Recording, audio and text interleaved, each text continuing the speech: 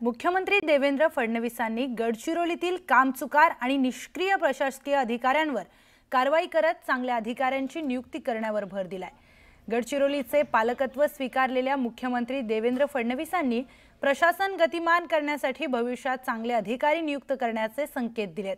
मुख्यमंत्री देवेंद्र फडणवीसांचं नक्की काय नियोजन आहे याचा आढावा घेतलाय आमचे प्रतिनिधी महेश तिवारी यांनी। पाहूयात।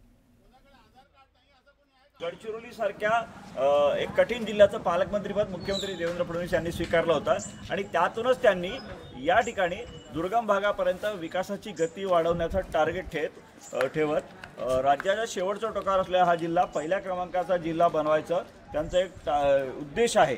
मात्र यात जर अधिकारी जे योग्य नसतील तर त्याचं नेमकं होणार काय, प्रशासन पोहोचेल का आतमध्ये दुर्गम भागापर्यंत, हा महत्त्वाचा मुद्दा आहे। त्यातूनच मुख्यमंत्र्यांनी स्वतः अविश्वास पांडासारख्या एका तरुण अधिकाऱ्याला गडचिरोलीचे जिल्हाधिकारी म्हणून स्वतःच्या पसंतीने जिल्ह्यात आणलं होतं।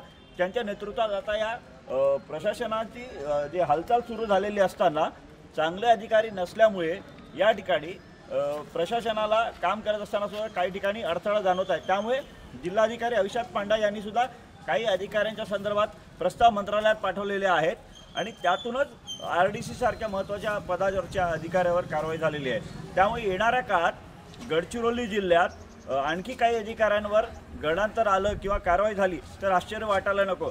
आत्ता तर सध्या या कारवाईमुळे प्रशासकीय वर्तुळात खळबळ उडालेली आहे।